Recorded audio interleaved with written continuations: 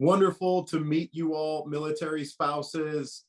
We thank you for the time today. My name is Mike Chazelle, former Marine turned real estate guy. We have a veteran-focused, nationally syndicated real estate company. We love hiring, training, mentoring veterans to deploy them back into their communities. And if real estate and or mortgage are a potential career for you, we hope to be here to kind of talk about some of the pros, talk about some of the cons, maybe dispel some beliefs, and if it's the right fit for you, encourage you into an exciting career in real estate or mortgage.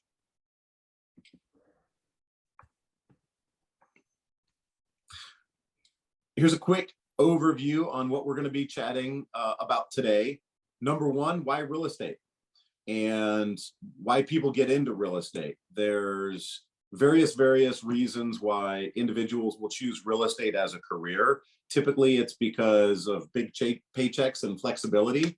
Some of those are myths that we're going to talk about in this course. We're also going to talk about what life looks like as a real estate agent, what the day-to-day looks like as a full-time realtor, some of the tools and some of the personality traits that you need to be successful. And then we're going to talk about some agent stats. When we get into mortgage, we're going to talk why mortgage, life as a mortgage loan officer, tools and traits that you need and training that you need to be successful, and then some other career opportunities in kind of the real estate and mortgage umbrella. We're also going to talk about how to get started, what licensing looks like, and finish up with a quick Q&A. All right, here are the three of us. This was when I was clean shaven. Right now, if I reported in, my CEO would not be happy about my beard situation going on. So this is like typical 10-year-old realtor photo. My name's Mike Chazelle. I'm a co-founder of Century Residential, a Naval Academy grad. Couldn't hack it on the ship life, so I took the ground side, and we have a real estate team out here in Southern California, and we've served almost 1,000 families over a 15-year period, and have now turned that into a veteran-focused national real estate company called Century Residential. Susan Lenaway, who is joining us, is our mortgage partner. She's currently building out our mortgage team in support of Century Residential. Real estate and mortgage are kind of two sides of the same coin. They work hand in hand with one another. Susan's got 30 years experience in the mortgage industry, way more than any of us. She should be the one teaching probably all of this class. She's a military brat. Fun fact about Susan is her dad got orders to Hawaii, and she learned Pidgin while in Hawaii and speaks Pidgin to this day. She hasn't taught me any of it yet. Hopefully, maybe after the Q&A, she can dig in and teach us. And we've got Baron Roebuck. He is a dear friend and general manager of Allied Real Estate School here for an umbrella of national real estate schools called Calibri. They are the #1 de facto real estate education school and licensing school in the country. And he's going to be talking about what it looks like to get your licensing done on the real estate side and on the mortgage side if you desire to pursue a career in real estate.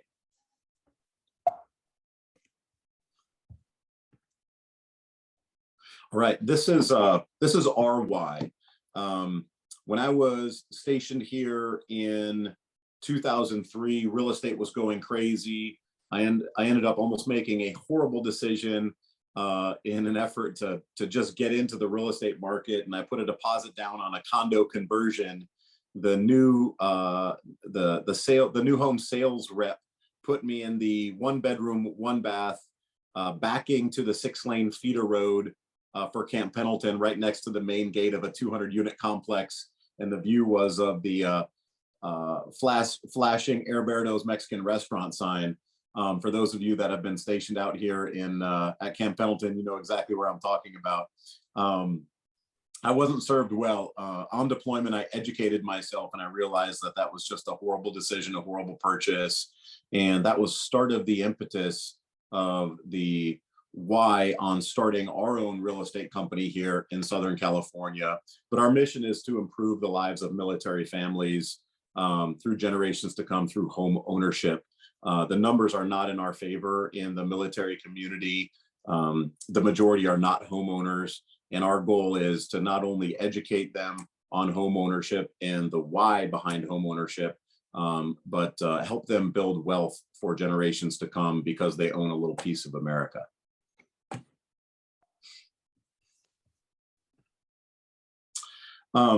This slide covers just the need for change. We've got a community of 20 million veterans in the United States, 1.3 on active duty. The veteran family with spouses and dependents is 66 million. That's nearly 1 in 5 Americans have a connection to the military in some form or fashion. This number has grown a little bit since the slide, but only 12% have used their VA loan in their lifetime. If you look at upon retirement statistics for military, their average net worth is 41 times what it is for non-home owners. For the group of homeowners that upon retirement, those that have made the difficult decision to purchase real estate while on active duty or at the end of their active duty, upon retirement, their average net worth is 41x those that have given their BAH, their housing allowance, to the base housing authorities, or have given it to their landlords and paid their landlord's mortgage. We've got a horrible figure of 22% that are still paycheck to paycheck upon retirement. And we've had 60,000 veteran suicides this decade. Poor finances is number 3 on the list, behind relationship and job, with regards to our suicide rate. And we're not going to tease ourselves and say that we're absolutely going to change it, but helping veterans in finance and homeownership is one of our strategic objectives across the country. And we hope to make an impact in some way in this number in the long run. Okay, here's the industry stats. The average homeowner is in their house for 5 to 7 years. The average military family is in their home every 2 to 3 years. There's a huge group of veterans out there that aren't even homeowners or haven't even considered it, because it is difficult. Only 38% of veterans are homeowners, and the average first-time home buyer is pretty young. It's 33 years old. Okay, so we're going to talk about some expectations versus reality. A lot of individuals get into real estate because their expectation is, I'm going to go sell a $10 million listing on month 1 and drive around in my Bentley or Corvette and make a bunch of money in real estate, having coffees and break breads and lunches. The reality is, next slide, please, you're probably going to be doing this kind of stuff when you're out there setting up for an open house. So yes, we have sold properties, multi-million-dollar properties, and there's been big paychecks attached to those. But the vast majority of our work is just old school, roll up the sleeves. I've taken the trash out before open houses. I've cleaned up dog poop in the backyard prior to open houses where the homeowners missed it. I've swept off front porches, knocked down spider webs. The list goes on and on and on. So for those of you that think of the flash as represented in real estate from some of these Netflix or $1 million listing real estate shows, it's really not what it is. It is a lot of hard work, and it is certainly a job. If it fits your DNA and you're willing to work at it, you can have some incredible benefits that come along with it. And we'll talk about that in slides to come. So this is a great definition of a realtor. You're a tour guide, a consultant, a business owner, an accountant, a therapist. I'm actually probably more of a therapist than anything else with regards to my career. I would say 50% of the time I'm helping people make decisions with their real estate. The other 50% of the time I'm helping them, coach them through personal life dramas or personal life situations. You're an advisor, you're a psychologist, you've got to be a marketer, you've got to be an expert at finance. You wear a lot of hats in this business. For me, that's what makes it kind of fun, and it fits my personality. I can't do the 9 to 5 behind a computer thing anymore. I've got to be out and about and doing stuff.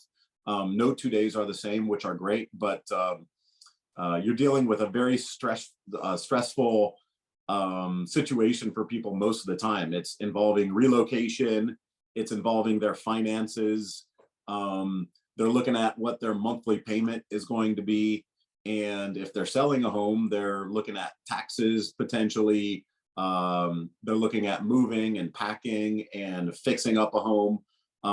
So there's all sorts of just craziness that comes out in people during a real estate transaction.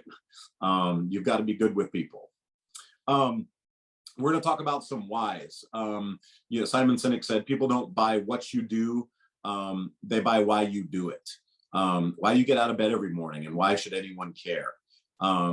If you've got a desire to educate fellow military on their VA benefits and home ownership, that might be a solid why for you in real estate with regards to focusing on military. Do you have a desire to serve military and helping them make decisions on home ownership? These are rhetorical questions. Do you have a desire to help military maximize their profits or help them understand real estate as a long-term investment? If any of those were yeses for you, this might be a solid career to consider. Okay, the good, the bad, and the ugly. Some of the pros in real estate are no 2 days are the same. I can't tell you where I've had one day that has matched every other day. So there's not really a case of the Mondays. There's a case of the all days, because you will, if you want to succeed in this business, you will work nonstop. But you will have a flexible schedule. You can set your time off. You can set when you have appointments and when you don't. You can set whether you work weekends or not. Your flexible schedule, it is set by you. There really is an uncapped earning potential. I will tell you, the average realtor doesn't do very well. The average realtor on year one, the average income for realtors on year one across the country, this is a horrible statistic. It's super low. It's $3,000, really, really low. The reason for that is many people have unrealistic expectations for the amount of work to be successful in real estate with what they can get out of it. However, if you're willing to work and you've had solid training and you've got great mentors that help you focus on doing the right things, you can make an unlimited amount of money. You can make what doctors make or Fortune 500 companies CEOs make in this business, which I think is kind of silly. You are your own boss. Typically, realtors will report to a broker, but it's a 1099 industry. You are an entrepreneur. You are building your own business. You report to yourself. You get to be involved with the community. Networking is a huge deal with regards to real estate. I love that part of it. I'm always out and about doing networking. In fact, tonight we're hosting a local Marine running for Congress here in California, doing a happy hour at 5 p.m. We're going to help him spread his message and raise a little bit of money. That's something that we get to do in this business, and business comes as a result of helping others. You get to talk to people daily. If you like being on the phone, this is a great career. If you don't like being on the phone, this might not be a good career for you. And lastly, you've got some great tax benefits. It's a 1099 income, so you get your full paycheck once a transaction closes, and you get to write down that paycheck. You get to write off your expenses before you start paying income tax. You've got to be dialed with regards to your finances. You have to track your P&L, and you've got to track receipts. But you can exercise a great deal of write-offs on your income. Some of the cons is it's difficult to plan ahead. This is my wife's number one problem with me. We will have a scheduled meeting. We're having baby number 4. We had a scheduled meeting with our midwives. We had 3 hours planned, and I decided to book a listing appointment for hour number 3. I was like, well, we'll go fast. It'll only take 2 hours. and I really need to go on this listing appointment. So that was not a good conversation afterwards. I ended up rescheduling the listing appointment. Sometimes it is difficult to set your schedule 100% because when a buyer calls or a seller calls and they need to be served, you gotta get out and go do it. You gotta go serve them. You do have a flexible schedule, but you will work a lot of nights and weekends. You'll get crazy text messages from clients in the evening, and you'll get stressed out phone calls from sellers on the weekends wondering why their home isn't selling, or why they've got to be out of the house so fast and they're having a hard time getting rid of all their stuff. You've got to treat your business like a business. I highly recommend taking some entrepreneurial classes to understand just the basic fundamentals and the basic building blocks of running your own business. Most realtors fail because they don't treat their business like a business and they treat it like a part-time side gig. You've got to stay in the know and up to date with information. So you've got to constantly be watching and paying attention to what's happening in the market, locally and then nationally, and then what's happening in just real estate law. What are the disruptors coming into the industry, et cetera? You've got to stay up to date. You've got to be okay with heavy phone time. The more I'm on the phone daily, the better we do in this business. The less I'm on the phone, the smaller the P&L is. You've got to be okay with talking, texting all day on the phone if you want to be successful in this business. You've always got to be presentable. I'm kind of wearing typical real estate garb right now, so I do button down and a jacket. I can get away with jeans sometimes, especially if I'm wearing a jacket, but you've got to keep yourself presentable because you'll never know when you're talking to a potential client. Okay, here are the four kind of main things you'll need to be successful in real estate. Number one, you've got to be personable. You have to like talking to people and be able to establish rapport quickly. When I'm meeting someone for the first time, I do a lot on the listing side, helping sellers sell their homes. Typically, the buyers, what I do on my team is I get them working with one of the buyer's agents on my teams, but I'll meet a seller for the first time. They'll call me and I'll be at their home, walking in their house the very next day. You've got to be really comfortable trying to connect with someone, a total stranger, in their home, like on day one of the relationship. What I typically do is, as I'm walking through the house, I'm just looking for ways to establish rapport. I'm looking for what colleges they attended, what background they may have, what hobbies they may have, what common ground that we have that we can talk about to just establish rapport and just be people together. Number two, you've got to be hardworking and self-motivated. You will not succeed in this business unless you are self-motivated. Even self-motivated people need to be motivated more. It's kind of like having a trainer at the gym. Motivated people will get more out of having someone crack the whip on them. I hire a coach. I'm accountable to my business partner. So I've got a lot of layers of accountability to keep me going, but you have to be self-motivated in this business. And you've got to be a roll your sleeves up, get it done kind of person. Otherwise, it's going to be very, very difficult for you. You need solid education. That's where Calibri comes in, and training and mentorship. We've built a boot camp for new agents to kind of put them through a 10-week crucible to get them jump started on their real estate business. And then this is my favorite part. You've got to be semper gumby. We said this in the Marine Corps, you always got to be flexible, because the minute you kick off a plan, the plan changes, and you've got to be willing to adapt and be flexible into changing conditions with the market, with clients, with some marketing activities, etc. Okay, here's some cool agent stats. 65% of realtors are female. That's 2 out of 3. So I guess I'm the minority here. It's an older demographic. The average age of realtors across the country is 52 years old. That is shifting. I think real estate is becoming more and more popular for the younger generations to come. So that age is coming down. Average experience for a realtor is 8 years experience. And then on average, they work 35 hours a week. I think if you want to succeed in this business, I think you've got to do 45 or 50 hours a week. to jumpstart your career. The best of the best will spend time working on their business, and they'll be rewarded for it. The median gross income of realtors in 2020 was $43,000. That's down from $49,000 in 2019. That might be COVID related, et cetera. It was a really hard year for new agents and younger agents in 2020 and 2021, because typically you're working with buyers, and we had a very low inventory market in 20 and 21. Average transactions per realtor per year is 10.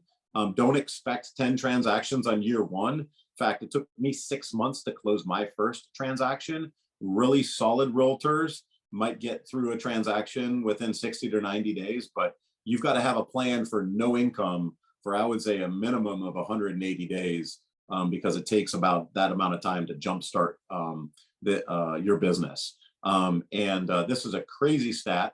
87% of new agents are no longer full-time in the industry after 5 years. I think that's for a couple reasons. I think that's because we aren't telling people the truth. Big real estate isn't telling new agents the truth about how difficult it is to make it in this business. Number two, I think there's a lack of coaching, training, and mentoring out there for new agents in the business. And then I think number three, a lot of people get into the business and they start part-time, and you just never succeed trying to do something on nights and weekends. Unless you just got to burn the boats and charge full speed ahead. Top realtors, however, those that dig in and roll up their sleeves and go to work, can earn $500,000. I've got a Navy chief that I mentored into the business, and he literally W-2'd $1 million last year.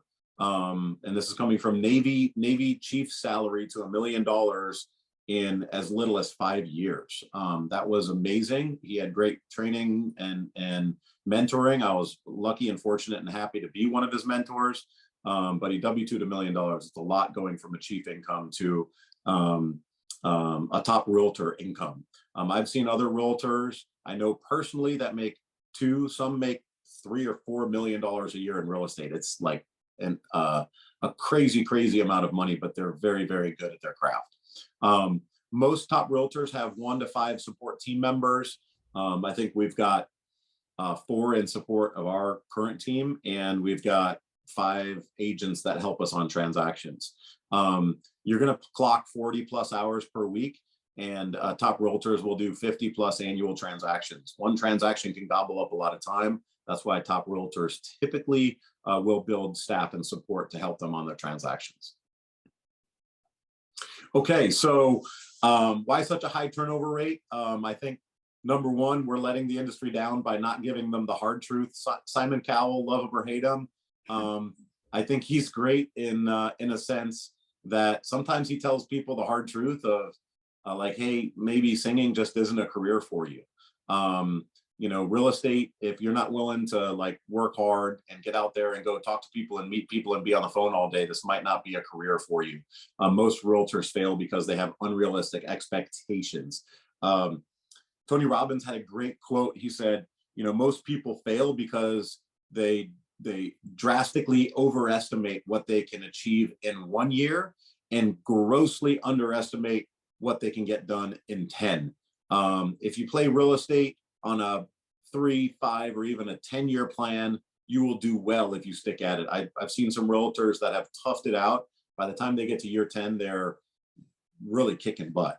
A lot of agents fail because they don't understand lead generation. Lead generation is the fuel to your business. I don't like the term lead.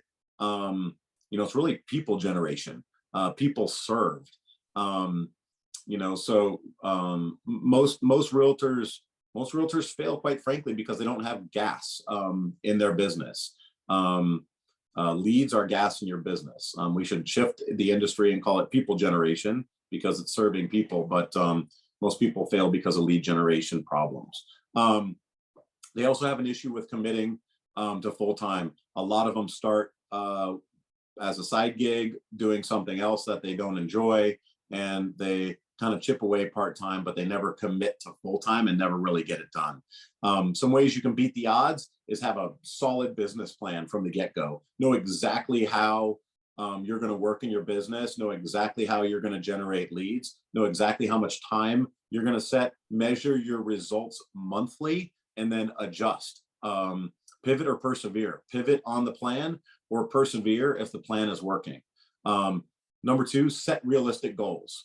Our goal in our business is we try to grow by 20% per year. It's a healthy amount, but we're not saying we want to 5x our growth this year because that might be an unrealistic goal for us.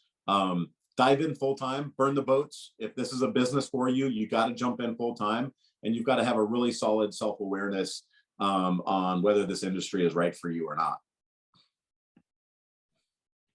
Okay, I'm going to kick it over to Susan Lenaway. I met Susan through one of my dear friends at the Naval Academy. He was head of the Real Estate Rewards Network at USAA, handling all of the real estate at USAA. Susan was on his team, and I am thankful and honored to have her now building out our affiliated mortgage company. But she's going to talk to you about why mortgage and the good, the bad, the ugly as a career in mortgage. Thanks so much, Mike. Hi, everyone. I am so thrilled to be here with you today to talk about careers in the mortgage industry.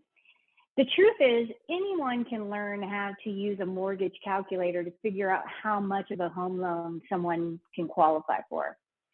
Unfortunately, too many people in this industry stop there and think that's their entire job, and that's why they don't last very long in mortgage. A home is the single largest financial investment most Americans will ever make.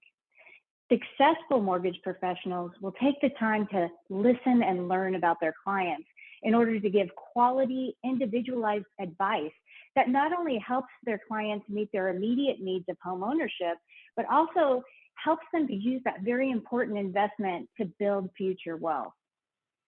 My first question to you today is, are you the person that's in charge of the budget at home, at work, or for an organization? The reason I ask is, growing up, my mom was in charge of everything because my dad was always deployed. And we were on the strictest budget. There was never any money for anything extra. And the reason why is her number one goal was, no matter where we were stationed, she wanted to buy a house near the best public schools. She didn't care what quality the house was, how small the house was. It just needed to be within walking distance of the school. Those budgeting skills that she learned, she then took those and turned it into a very successful financial career for herself. And that's what I'm suggesting here.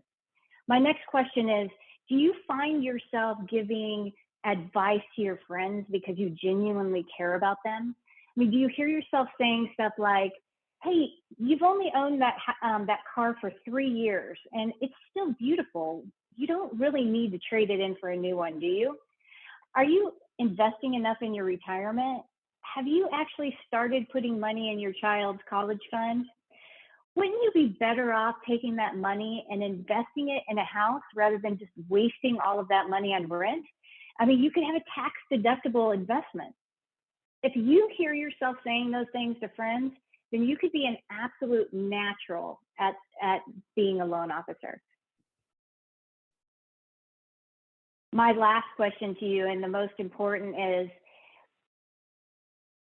most Americans view home ownership as a vital part of the American dream. And yet too many military families don't take part in home ownership. Do you have a deep desire to change that and to help military families find a pathway to home ownership? If the answer is yes, then this could be the career opportunity for you. I love this slide because one of the most common misconceptions about the mortgage industry is that you have to be exceptional at math. Just by coincidence, my husband is a mathematician and he probably understands everything on this slide. But as for me, I've been in the mortgage industry for 30 years and I can tell you, I don't understand anything on this slide. My husband will watch shows like The Big Bang Theory, and he'll pause the TV anytime he sees something like this in the background, just so that he can go through and check and make sure that the math is correct. He thinks that's fun. I think it's torture. So let's go into what being a loan officer actually looks like. So life as a loan officer, the good, the bad, and the ugly. So I entered this industry at 18 after witnessing a group of veterans fall victim to predatory lending. They all used the same realtor, and that realtor referred them to the same lender, and that lender put them all on a horrific loan program that damaged all of them financially for many years. And even though I was young, I can remember thinking to myself, they deserved better. I can do better. And so as a loan officer, it gives you the ability to protect families from that type of abusive behavior. You could actually give them quality advice that ends up helping them secure their finances for many years to come. Also, being a loan officer, you have unlimited earnings potential. And there's not a lot of career options that allow that. You could make anywhere from $30,000 to $1 million, depending on what your business plan is. You actually have a flexible work schedule. If you don't want to commute into work every day, you don't have to. You don't have to clock in from 9 to 5. If you want to volunteer at your child's school on Thursday from 10 to 11, you don't have to call your boss and ask them if that's okay. If you want to coach your child's soccer team, schedule it in. You have that flexibility. One of the greatest things about being a loan officer is that you get to build lasting relationships. When you give people quality advice that changes their life, they are your fan and your client for life. And they will not only give you their future loans, but they will refer you to their family members and to their colleagues because they know that you're a person that can be trusted. And you'll also build that kind of relationship in the communities that you serve. And so probably it's the key to being a loan officer is building strong relationships. You get to be your own boss and write off some of your expenses. And then the last part, which is so great, is that technology now allows you to be mobile. In the past, when I first entered the industry, you had to pick a market and you had to invest and learn how to be an expert in that market. And then you had to live in that market for the rest of your life. That's no longer the case because of technology. So let me give you an example. Let's say you're stationed in Seattle right now, and you're licensed in Seattle, and you've built this wonderful business, and you have this clientele built up in Seattle, but then you get transferred to Virginia. Well, the great thing is that you can keep your licensing in Seattle.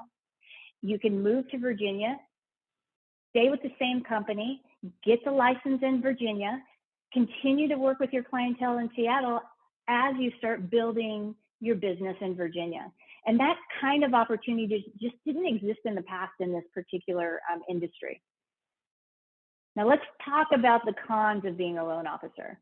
You have to be self-driven. If you wake up every morning and you roll out of bed and you are ready to start working, this could be for you. However, if you're that kind of person that needs that boss behind you to tell you exactly what needs to be done today, then this might not be the career option for you. Like I said earlier, you don't have to be a mathematical genius to be in the mortgage industry, but you do have to have strong reading comprehension. You need to understand the laws and the regulations that not only impact the mortgage industry, but also impact the markets that you're working in. You have to have a really great understanding of all of the different loan products that are available so that you can make sure you're giving the proper advice to your clients every day. And then the last thing is you've got to wake up every morning and start reading about what's going on in the mortgage markets so that as you're having those conversations throughout the day, you're giving the proper advice to not only your realtor, to the realtors you're working with, but to your clients. As a loan officer, you'll learn a lot about the Privacy Act. You're going to have to ask your clients a lot of personal information about their finances. And they're not going to be able to answer those questions while they're at work and they have all of these ears listening to everything they're saying. So you're going to have to wait till they get home and they're in the security of their own home to give you those answers. And so because of that, you have to often work when your clients aren't working. And so, like I said, you get a flexible schedule, but you also have to be flexible. Mm-hmm. There's a lot of heavy phone time as a loan officer, and you have to be a great listener. And it takes so much more effort to be a great listener than it does to be a great talker. And then the last thing is that you have to be a calm person. Buying a home is one of the most stressful things that you can do in this lifetime. And so when people buy a home, because they're not familiar with the mortgage industry and they're not familiar with the real estate industry, it can be scary. And so they need a calm professional to solve the problems along the way and to tell them that everything is going to be okay. You have to be somebody that people will listen to and trust. So things that you need to be successful as a loan officer, you just need to genuinely care about the people that you're serving. You have to be extremely hardworking, flexible, and self-motivated. You have to be a great communicator, not only with your clients, but also with realtors, escrow companies, title companies, appraisers, inspectors, everybody that's involved in a real estate transaction. You need a really solid education, and you need to go to work for a company that has training in place that can help you. There are companies out there that'll just throw you into being a loan officer, and you just kind of have to learn from your own mistakes. You do not want to do that. You want to go to a company who knows what it takes to be successful and learn from those that have already done so. And you have to have a desire to never stop learning. Some interesting statistics on loan officers is 55% of loan officers are male. 45 is the average age. This one blows me away. 44% of loan officers remain in their jobs for less than 2 years. And that's because they're coming in with unrealistic expectations of they think all they have to do is tell people what they qualify for, and that's their whole job. $63,000 was the median income last year. Another interesting stat is that 64% of loan officers work for private companies.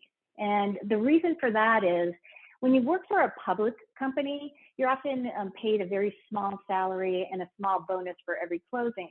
But when you work for a private company, you actually can make like 1% of the loan amount. And so the more serious loan officers tend to work for private companies. And then the last stat is 61% of loan officers have bachelor's degrees, but it is not required for this job.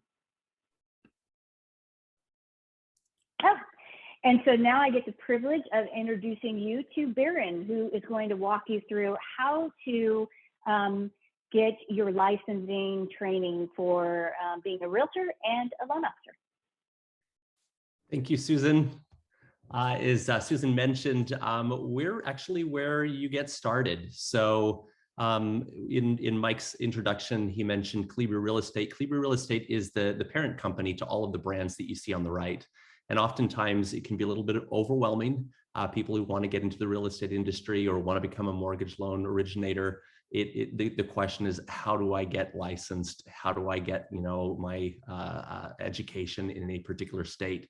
And so what we've done is we've worked quite closely with the Department of Real Estate in each of the states to create curriculum that will prepare you whether you want to be a MLO or mortgage loan originator or a real estate agent. So the brands that you see on the right are the brands that we have across the country. We do operate in all 50 states, but really the key is from an education perspective, it's making sure that you choose the education that's easy and right for you. Some people are like to learn online. Some people like that, that flexibility of being able to educate themselves any particular time. Some people prefer a structured classroom setting, and other people prefer, the new hybrid approach, which we've all kind of become painfully familiar with during the pandemic, which is that webinar approach where we can be in our PJs and yet receive that quality education. So as you can see, a lot of curriculum that's been developed to make sure that if you are wanting to enter the real estate industry, then we've got the right education for you. Now, Susan and Mike have gone through what the current statistics look like as far as where MLOs and real estate agents, what that demographic looks like. This is rather interesting because there are some similarities, but this is what we're seeing as far as across the country, the statistics of new agents that are, or new prospective agents that are starting to take the courses. So this is statistics right from our tens of thousands of new students that are joining each month our courses. 55% of them are female, as Mike mentioned. There has been a shift in the industry. So 55% of the new students entering are female, 45% male. The age is coming down. We're seeing that significant downshift in the age from 25 to 44 is the majority of our students that are entering the courses. And then many of them considered switching real estate in the last 3 years. And a lot of that has to do with the pandemic, which leads to my next point, is that career switchers. It's a new industry term, and it basically originated during the pandemic, where we would see people that were taking a look at themselves and saying, you know what, I've been doing this for so long, I want something different. I want that flexibility that Mike and Susan talked about. You know, I want to feel more fulfillment. I want, you know, to be my own boss, whatever that why is. We started to see people switch from a particular industry into real estate. And as you see there on the screen, those are the 4 industries that the majority of people applying or entering real estate market or into industry are coming from. No surprise: service industry, restaurants, travel, hospitality, people focused, as we've heard on the meeting today. Also retail sales, education administration, and healthcare. A lot of healthcare professionals wanting to get into real estate. Also on the right, you'll see they're highly educated. Gone are the days where it was just, you know, let me just get my real estate, license, and it was just fresh out of high school. We're actually seeing people that have their master's degree, their bachelor's degree. 40% of the people that are applying and going into the industry have their bachelor's degree. So interesting statistics. Next, what I want to do is take you through. Now, each state has different real estate requirements. What I want to do is take you through a couple of different scenarios. But again, each state will be slightly different. So if you do need to find out what the requirements are to become a licensed real estate agent in your state, then we can take you through that step state by state. But these are just 2 that we'd like to go through today. So California, the steps are really quite simple. There are 7 particular steps. One is meet the general real estate license requirements. In the state of California, there are 2. You have to be 18 years old and you have to be trustworthy and loyal. So the bar is really high. So basically, those are the 2 main general requirements. And then there's a series of other requirements. In California, you have to complete 3 courses. 2 of them are core. They are obligatory. Those are 45 hours each. That's real estate principles and real estate practice. And then that third 45 hours to meet the 135-hour requirement is an elective. It can be property management. It can be legal. It can be finance. As a company, we usually recommend the legal aspect of things. Just because we find that really prepares the students for, kind of a more general sense. But if there's something you want to specify, and you can do that in the state of California, then you go ahead and apply for the real estate salesperson examination. There is a wait in California right now. We're looking at about 6 to 7 weeks between application and actually taking your exam. Submit a fingerprint. That's a background check. So that kind of goes back to that trustworthy and honest requirement in key point 1. And then you have to successfully pass the real estate licensing exam. If you don't pass the first time, you do get a couple of retakes. And then after that, if you haven't passed, still then. But we're pretty confident with the curriculum and the materials and the exam prep information that, again, as Mike and Susan continue to reiterate, if you take your move into the profession seriously and you're dedicated, then you're going to do just fine. 6, obtain sponsorship from a licensed broker. So in the state of California, you are required to partner with a broker. They become your sponsor, and the industry term is you hang your license with a particular broker. And then 7, complete the California real estate license applications. You see there, after 135 hours, taking and passing your exam, submitting your fingerprints, you are a real estate agent in California. I want to go to the next scenario, which is Florida. Now, some states allow that. You take your courses, you pass your exam, you fill out the applications, you go through it, you're a full-blown. Now, Florida and a lot of other states, it's a little bit different. So there's pre-license requirements and then there's post-license requirements. So let's take you quickly through that. We'll quickly go through this because there's a lot of similarities. Meet the general real estate license requirements. Honest, trustworthy. Check. And then with the state of Florida, to get your provisional license, which is the first step, you've got to complete just 63 hours of pre-licensing education. Successfully pass your real estate exam, there's your fingerprint check. Now you've got a certain period of time where you're a provisional real estate agent. So you do have, certain things you can't do. You've got your provisional, but after between the 18-month and 24-month period, after becoming in the state of Florida, after becoming a provisional, in that window, you take 45 more hours of post-license material, and then you can get your full-fledged license as a real estate agent in Florida. And a lot of states across the country have that provisional and that pre and post requirement there. So next slide. Now, how to become a mortgage loan officer. Now the requirements are more national, and that really took place with an industry change that took place around 2008 with the global financial crisis. There were a lot of national standards that were put in place. Our team scrambled to make sure that we met those new requirements, but the requirements are quite simple. First of all, you've got to register with the National Mortgage License System, or the NMLS. At that point, they give you a specific, unique identifier, basically an ID number. And that ID number is something you have to use throughout your whole process. Next, complete 20 hours of pre-licensing education. Some states, and that is national, some states allow you to some states require additional specific state requirements. Sometimes that can be built into the 20 hours, and sometimes that's an additional 4 hours sometimes. But the general national approach is 20 hours of pre-licensing education. In our case, we've got CompuCram and the Mortgage Loan Originators Review Crammer course. Those are things that'll help you prepare for the test.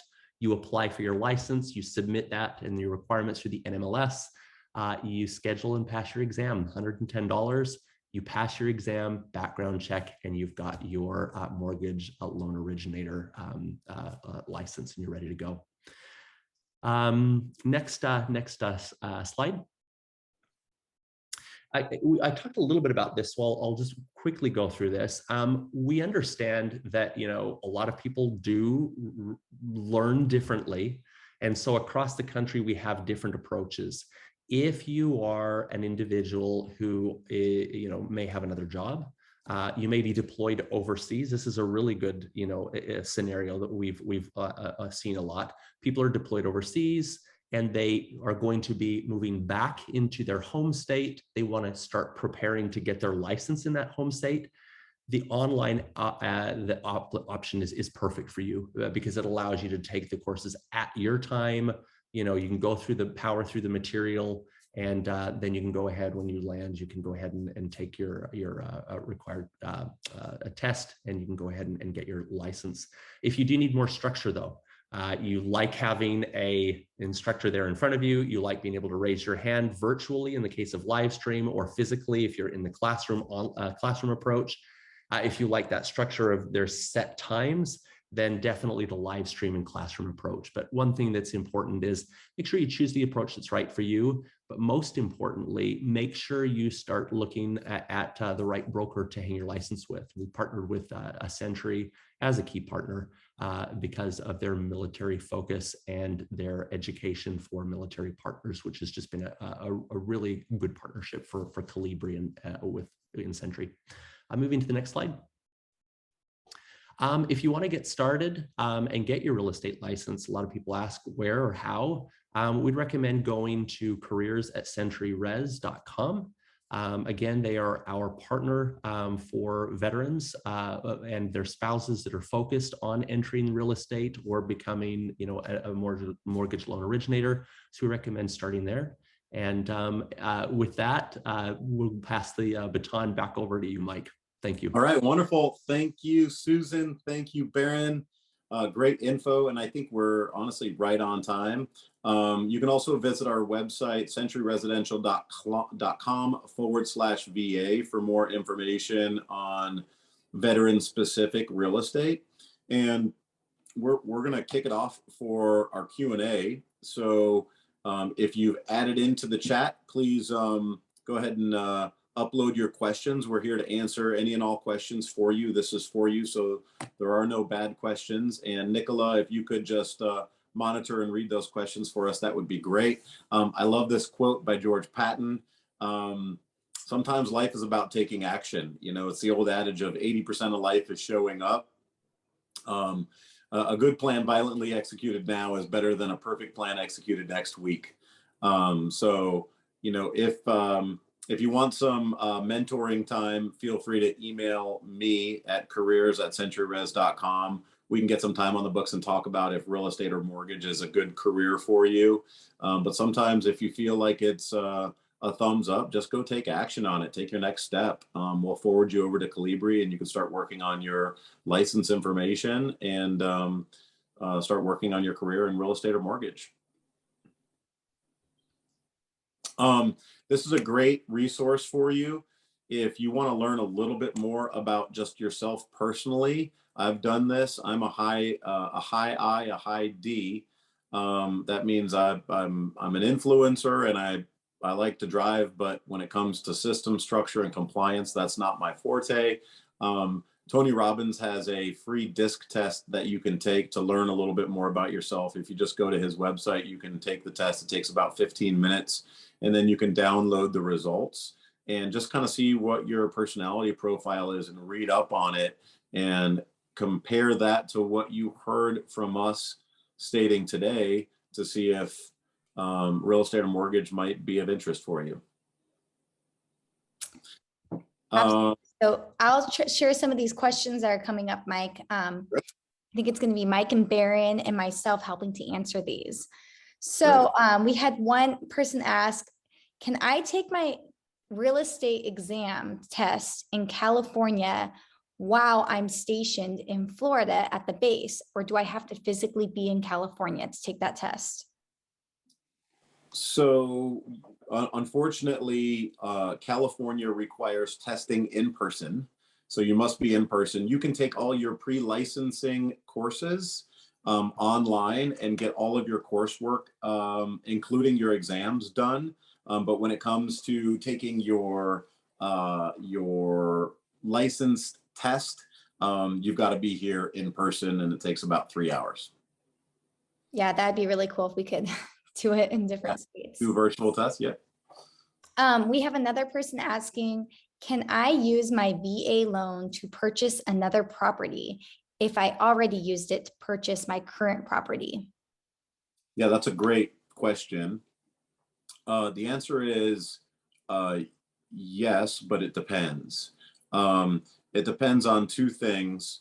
Number one, are you going to be getting orders to a new duty station, i.e. living there? Because in order to use your VA loan, your requirement is it has to be for a primary residence. Number two, if you have an existing VA loan, how much of your entitlement is used up? There's a formula that a loan officer can walk you through. How much of your guarantee, your entitlement, have you used? If your new purchase price is within the parameters of your allotment that is left on your VA loan, then you can execute a second purchase. I actually know people that have 3 active VA loans at the same time because they're in low price point markets. It's a great question. This question might be for you, Baron. How long does it take to get started taking your real estate licensing class? So I think they want to know how soon can they dive in? Well, you can dive in immediately. Depending on the state, the number of hours can vary. So how long it takes to go through a course will vary. I mean, like we saw, some states require, 135 like California, 63 for provisional for Florida. I think Texas is the highest. I think it's like 190 hours of courseware. So it really is varied how long the course is. One thing also that you do need to take into consideration as well as some states allow you to take the course in 6 months. Some states allow you to take the full year to take your courses. So you'll want to check because each state does have different requirements. But as far as getting started, you can get started right now. Again, we've got the contact details that Nicola shared in the slide, and we can get you started just as soon as you'd like. Absolutely. We should probably mention too, Mike, you could probably speak a little bit more on this, but if you are exiting the service, I know this is for military spouses, but if you have a military member, use programs like SkillBridge and whatnot to make that transition. Haven't you had a couple of people use that, Mike? Yeah, we've had a number of Navy and Marine Corps use SkillBridge to get their first 6 months of career paid for while they're training, mentoring, diving in and building their business in real estate, and have succeeded. Yeah. We have another question here asking, what are the pros and cons to refinancing? Okay, so I'll take that. I'm not a fan of the cash out refi unless you are using your incurred influx of cash to buy another investment property. When it comes to investment properties, it's really important that you know whether it's an asset or a liability. It's a liability if it's costing you monthly. It's an asset if it's paying you monthly. If you're doing a cash out refi to get rid of, like, you got yourself in credit card debt or student debt, and you're basically trading a lower interest rate to get rid of high interest rate debt, that might be a viable option for you. But I'm kind of one of those guys that likes to use debt really only for real estate purposes. And then once you have it, accelerate, pay down, and pay off. There's certain tools that you can do to do that. If you make 2 payments a month versus 1, you can shave off 8 years on a 30-year mortgage. So I'm a big proponent of eliminating debt as opposed to incurring more debt. A refinance, lenders will tell you all the time, hey, you're going to get a notice in the mail. We can get you a check for $125,000 at the end of this month. That's just more debt that you have to repay. So it's not free money because it's a refinance. The VA, however, does have an amazing refinance when interest rates go down. So if you're in an environment right now where interest rates are, 4.5%, 5%, and interest rates go back down, VA has a streamlined refi called an IRRL. It's interest rate reduction refinance loan. It's a no doc, no appraisal, just a float down in rate and a recasting of your mortgage. I've done 2 IRRLs on my house because I started off at 3.75, and then I was able to get 3.375, and then I was able to get 2.75. Over the life of your loan, you reduce a boatload of interest by reducing your interest rate. So hope that helps. Good point. Okay, we have one more. It says, can you tell me more about CalVet loans and are they worth it? Yep, I'll take it.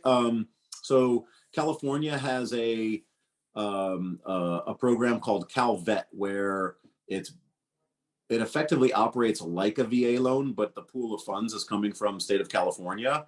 CalVet can be beneficial in an increasing rate environment. Typically, they take a little bit longer because it's actually coming from government funds. It's not coming from private fund sector. So it's coming from the government funded sector. Typically, CalVet is beneficial when we have an interest rate spike like we recently had, where if you're looking at a 5% interest on a new purchase, CalVet might be like 4 or 4.5. So it typically trails behind the market. It works in reverse as well. if rates come down a half a point or a point, CalVet will actually be higher than some of the VA loans you can get from retail mortgage companies in the space. So it might actually work against you. So you just got to kind of understand what's happening on the retail side and then what's happening on the CalVet side. Yeah. Okay. It looks like somebody's asking, can you tell us a little bit more about the other careers in the industry? Specifically, I'd love to learn more about appraising and underwriting. So I do know Calibri has an appraisal school. Baron, I don't know if you've gotten word on underwriting school. Is there licensing that you can do for underwriters with Calibri? Is there a schooling for it? Okay. So Calibri also does education for underwriters, but there's a number of careers in real estate and mortgage. You could be a loan processor, an underwriter, a loan partner, an appraiser. You could be a real estate assistant, a real estate partner, a junior real estate agent. You could be a home inspector. You could be an escrow officer, a title rep. There's a boatload of careers kind of in the real estate umbrella. So if you'd like more specific information, please email us at careers@centuryres.com. Yeah, I know Susan was mentioning to us the other day how, was it Alaska, where they had a huge shortage of appraisers. So yeah, we would recommend, find out too, if you're in your community, if you have a shortage, any certain jobs too, to go after. Yep. Okay, we have one more question. I could probably answer this one. They're asking about learning more about the VA loan and so forth. So we're actually going to share some information, some follow-up with this webinar on a VA loan webinar. So we will share that information as well to everyone who signed up for this today. And that will be a great thing to jump on if you just want to learn more about the VA loan and the power of it and what you can do with it. Wonderful. I think that wraps up our questions for the day. All right. Yeah, careers@centuryres.com if you have any more questions. Thank you all so very much for attending. Looks like we had some folks coming in from Germany. Super, super awesome. It's such a pleasure to meet you all. If you want to have further conversations, please let us know. And thank you for what you do.